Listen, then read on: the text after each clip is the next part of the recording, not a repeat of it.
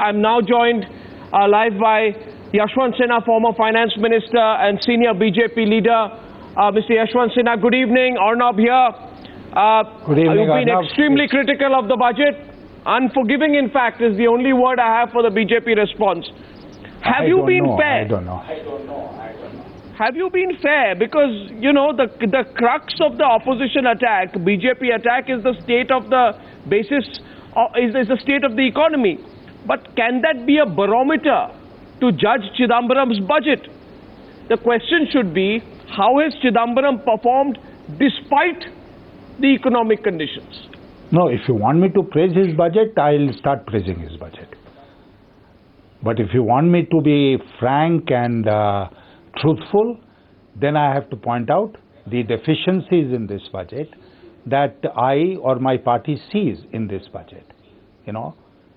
And let me start by saying that every budget is prepared in a given economic context. And what was the given economic context in this year? 1, high fiscal deficit. 2, high inflation. 3,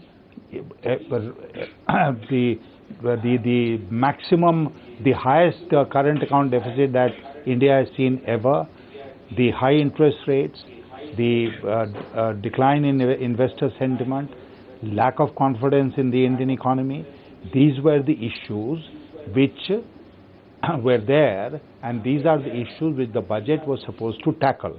Now, I'll admit to you that by drastically reducing expenditure, and that to the productive part of the expenditure in the budget, namely plan expenditure, namely capital expenditure, and increasing the unproductive part of the expenditure like subsidies. Just a moment, let me complete, Arnab.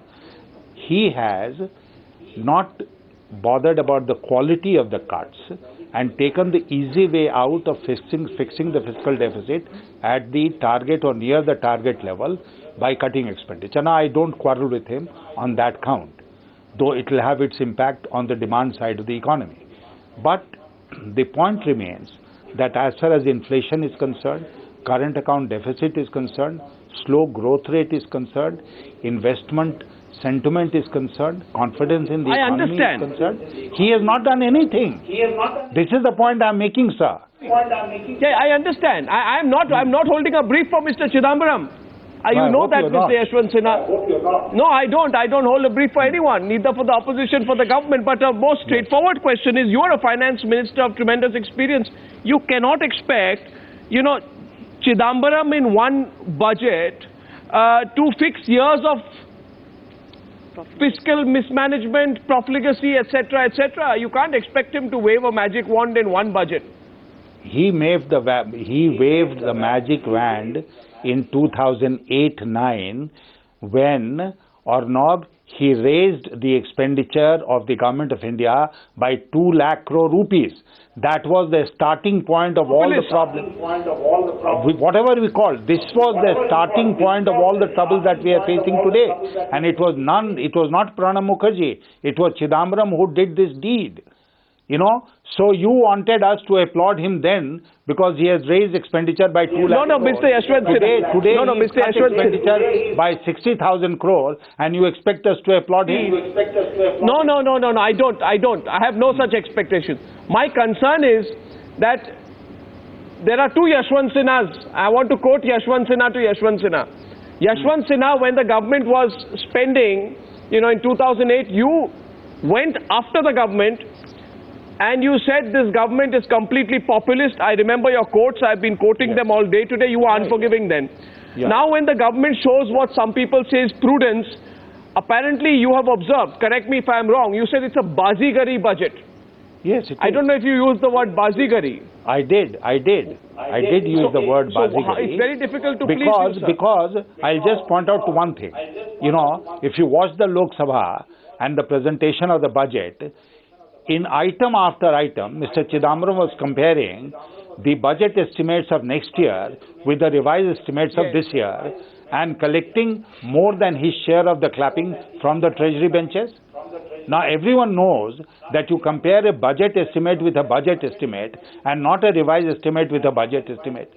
and you'd reduce the revised estimate by, on the plan side, by 95,000 crore rupees, and then you claim that I have raised, compared to the revised estimate, allocation next year by 40%, by 60%, and people are taken in and they start clapping.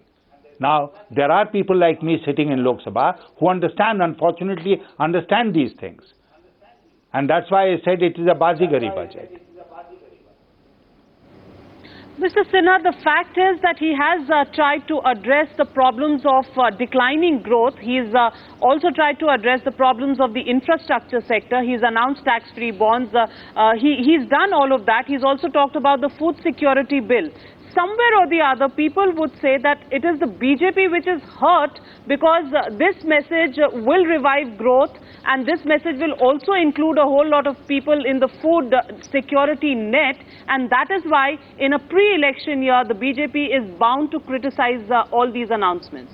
No, no, no. You see, there is nothing in this budget which will revive growth.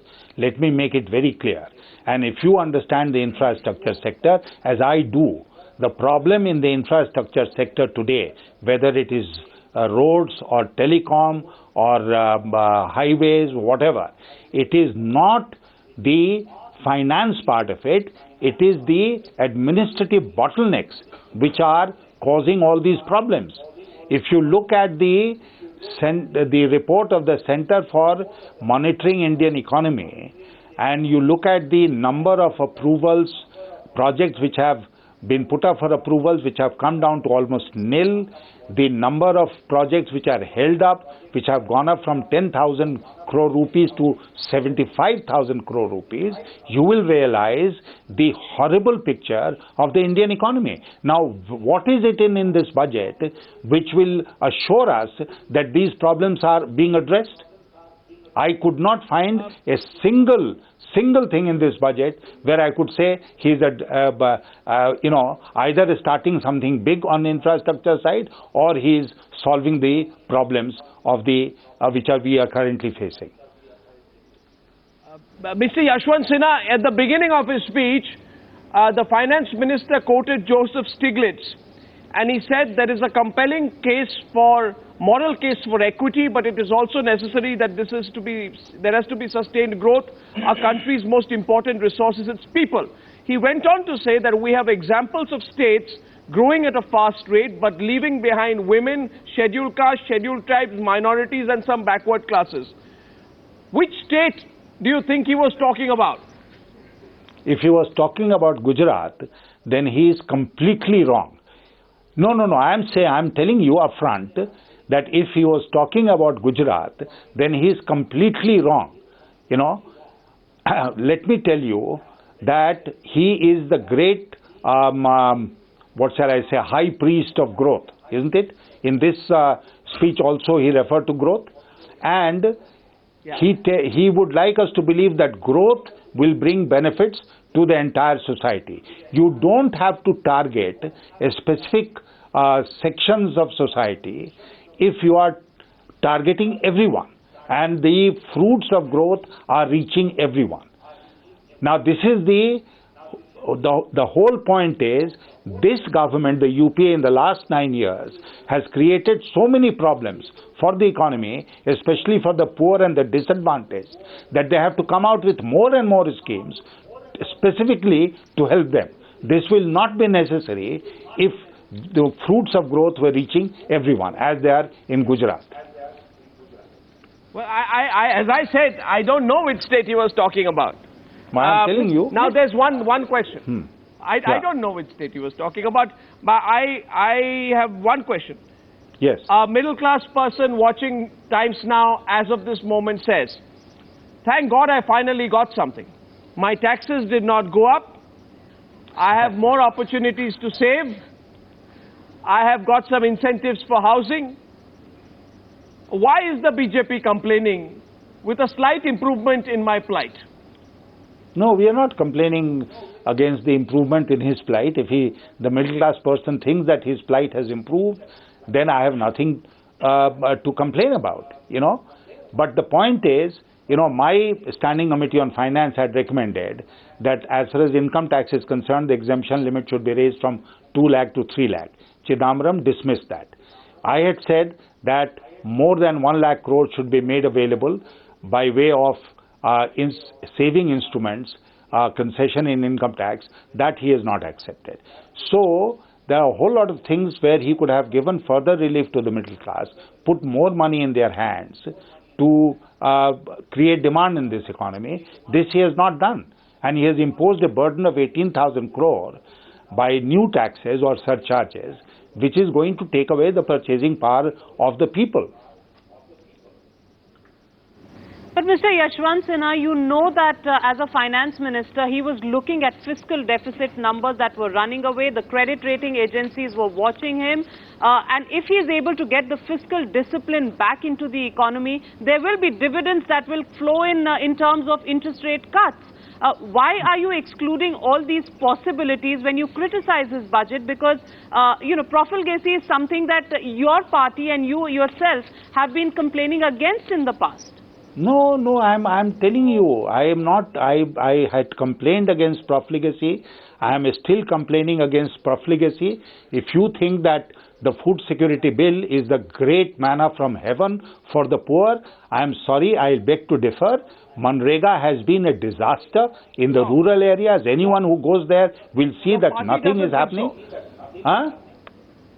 Your party, sir, with all respect, Mr. Yashwant Sinha, yes. I know of your position on the food security bill, and I know you're a very independent-minded man. Other issues, on political issues, often you stand away from your own party and you hold your own. But your party's position is not as critical of the food security bill, okay, or at least not as openly critical as yours. I'm letting that be. I am telling you today on your channel, I am expressing my personal views. Food security bill will go the same way as the job guarantee bill act has gone. No job guarantee, nothing. The money is going into the pockets of the unscrupulous elements. The same thing is going to happen to this food security bill. Also the fact that year after year, after this 80 million tons of stocks are over, we'll be compelled to import food grains.